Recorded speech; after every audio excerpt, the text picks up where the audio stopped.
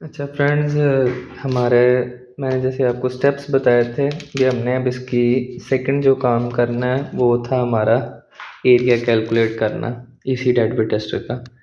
तो चूँकि last time मैंने क्रॉस फ्लोटिंग की थी और मेरी पिछली वीडियो इसी डेडवेट टेस्टर पे बनी हुई है, तो मैंने उसी को दोबारा से यूज़ किया और मैं आपको दिखाता हूँ कि मेरे क्या रिज़ल्ट्स आए हैं।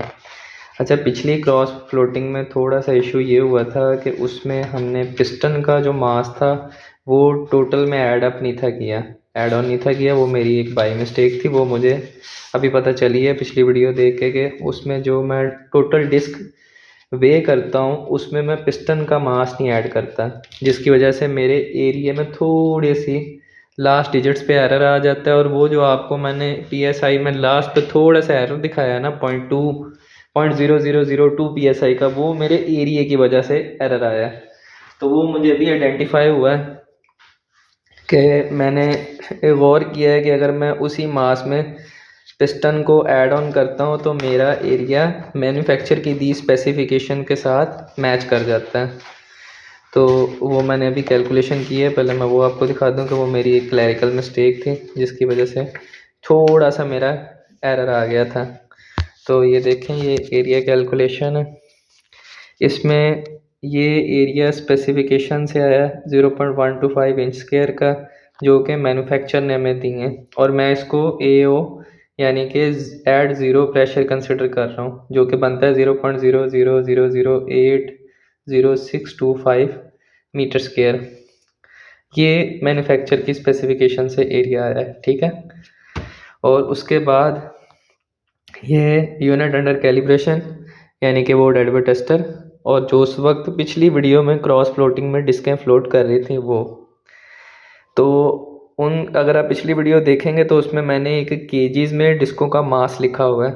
तो मैंने सिंपल बस इतना किया कि उस टोटल के अंदर अपने जो इस बार इस वीडियो में मैंने ये वेट निकाला है पिस्टन का 0.5677 किलोग्राम, ये मैंने उस टोटल में सिर्फ ऐड ऑन किया है, ठीक है।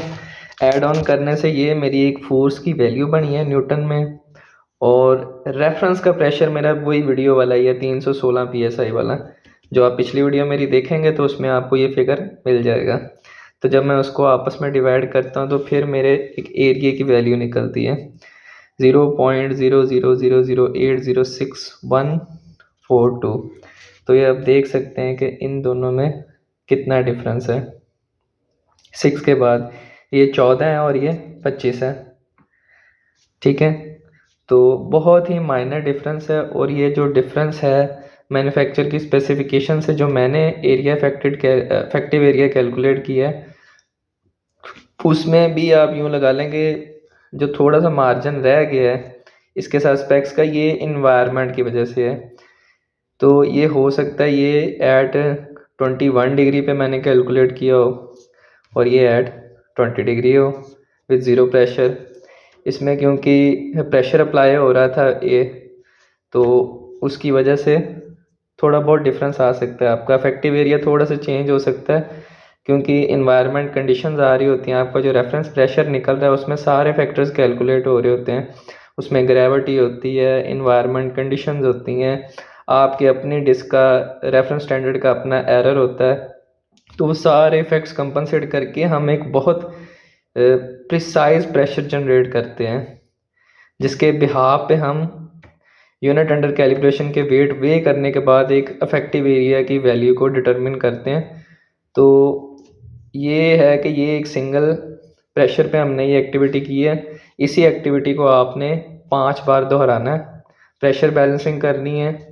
अगर लो पिस्टन है तो जैसे मैंने एक रीडिंग पे किया, आपने इस तरह 5 रीडिंग्स बना लेनी है और पाँचों के ऊपर प्रेशर को बैलेंस करना है, डिस्कें तोलनी है, अपना रेफरेंस प्रेशर यूज़ करना है और हर एक एरिया बनाना है। तो एरिया यही बनेगा, लेकिन इसके लास्ट डिजिट्स में थोड़ा बहुत चेंज आपको नज़र आएगा देखने में, क्योंकि आपका प्रेशर और आपके डिस्कों पे थोड़ा थोड़ा चेंज आ रहा होगा, तो उसकी वजह से एरिया सेम ही निकलेगा, लेकिन इसके आखिरी डिजिट्स हो सकता है चेंज करते हैं थोड़ा सा। तो फिर आपने इनकी एक एवरेजिंग करनी है, और जब आप इनकी एवरेजिंग कर लेंगे 5 एरियाज़ की, तो फिर जो एवरेज एरिया निकलेगा ना वो आपका ये एरिया कंसिडर होगा AO, जो कि हम एट ज़ीरो प्रेशर लेते हैं एरिया।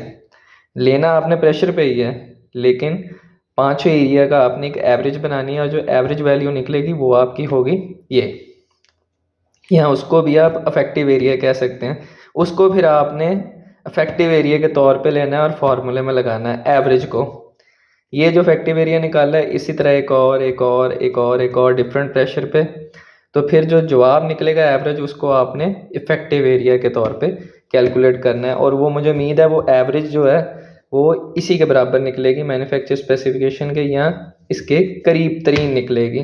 अगर आपके इन्वायरमेंट कंट्रोल्ड है, आपने प्रेशर में सारे फैक्टर्स कैलकुलेट करके रेफरेंस प्रेशर बनाया है और आपके मासेस की वैल्यूज़ बहुत एक्यूरेटली वे हुई हैं, तो आपके एरिया भी एज पर स्पेसिफिकेशन करीब करीब आ जाएगा। ठीक है, तो ये आपने याद रखना है। तो मैंने अपनी क्लैरिकल मिस्टेक को भी करेक्ट किया है इस वीडियो में, और इससे मैंने अपने एरिया की डिटर्मिनेशन को भी कंफर्म किया है। तो इसके बाद ये देखें, ये मैंने यहाँ पे सारी डिटेल्स इस डेडवेट टेस्टर के हवाले से मेंशन की हैं। तो इसमें मैंने AO को नाम दिया है जो कस्टमर स्पेसिफिकेशन है, और इफेक्टिव एरिया जो मैंने एवरेजिंग से निकाला है। तो मेरे एरियाज़ एवरेजिंग के बाद दी गई स्पेसिफिकेशन के काफ़ी बराबर आ गए हैं। उसमें मैंने एक बार किया था, तो इस बार ये दोबारा मेरे पास आया, मैंने दोबारा क्रॉस फ्लोटिंग की है तो फिर मुझे वैल्यू मिली है। फिर मैंने एक और प्रेशर पे क्रॉस फ्लोटिंग किया तो मुझे 3 वैल्यूज़ मिल गई हैं। तो मैंने तीनों की जब एवरेज किया तो मेरे पास ये एक इफेक्टिव एरिया की वैल्यू आ गई है, जो कि दी गई मैन्युफैक्चर स्पेसिफिकेशन के बहुत करीब करीब फॉल कर रही है। तो अब मैं इसको यूज़ करूँगा इफेक्टिव एरिया को, जब भी मैं स्टेडवेट टेस्टर पे कैलिब्रेशन करने की कोशिश करूँगा किसी भी डिजिटल प्रेशर गेज की। तो मैं इससे अगली जो मेरी ये मैंने डिस्कें वे की हैं अभी ग्राम में, इनको मैं किलोग्राम में कन्वर्ट करने वाला हूँ। ठीक है, और मेरी इससे अगली वीडियो में मैंने इस 2 फार्मूलों को डिफ़ाइन किया कि इसमें से ये दोनों फार्मूले इफेक्टिव हैं, लेकिन मैं नीचे वाले फार्मूले को ज़्यादा प्रेफर करता हूँ। और मैंने इसको अगली वीडियो में प्रॉपर डिफ़ाइन भी किया है कि ये फार्मूला में इस हर एलिमेंट का मतलब क्या है और ये कहाँ से कैलकुलेट होता है।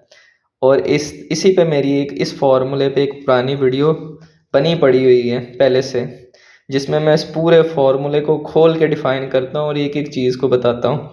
तो आप इसकी नई वीडियो भी देख लें और इसकी प्रीवियस वीडियो भी देख लें, तो इससे भी आपको काफ़ी इन्फॉर्मेशन मिल जाएगी। ठीक है, तो अभी जब इस डेडवेट टेस्टर को प्रोटोटाइप को आपने यूज़ करना है या यूनिट अंडर कैलिब्रेशन को, जो एक ये वाला डेडवेट टेस्टर है कस्टमर का, और ये इसकी डिस्कें हैं। ठीक है, तो इनको आपने वे कर लेना है और इस तरह आपने ग्राम में रीडिंग ले लेनी है। ठीक है, इसके बाद इसको केजीज़ में कन्वर्ट करना है और फिर अपने बैलेंस के जो एरर्स हैं वो आपने इनमें से करेक्ट करने हैं और एक एक्चुअल मास की रीडिंग बनानी है। इफेक्टिव एरिया आपने देख लिया है कि अपने डेडवेट टेस्टर को यूज़ करते हुए मेरी पिछली वीडियो से किस तरह आपने इफेक्टिव एरिया निकालना है। तो इफेक्टिव एरिया भी आपके पास आ जाएगा और डिस्कों के फोर्सेस भी आपके पास एक्यूरेटली आ जाएंगे। तो फिर आप इस डेडवेट टेस्टर से प्रेशर जनरेट कर सकते हैं। लेकिन फिर वही बात है कि जब तक आप मेरे इस फार्मूले को नहीं समझ लेते, इस नीचे वाले को, तब तक आप एक प्रेशर गेज को कनेक्ट करके भी इस डेडवेट टेस्टर से सही तरह से रिज़ल्ट नहीं ले सकते। तो जब आपने प्रेशर गेज कनेक्ट करनी है इस डेडवेट टेस्टर पे जो कि कस्टमर का है, तो इसमें आपके पास मासेस होंगे यानी फोर्सेस होंगे और आपके पास एरिया होगा, लेकिन आपने बाकी सारे इफेक्ट भी इसके कैलकुलेट करने हैं at the time of site.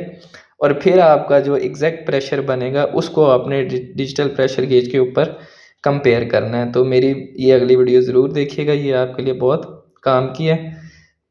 ये जो मैं अभी रिसेंटली बना रहा हूँ वो भी, और जो मैंने प्रीवियस बना के पहले से रखी हुई है वीडियो इस पे कैलकुलेशन पे, वो भी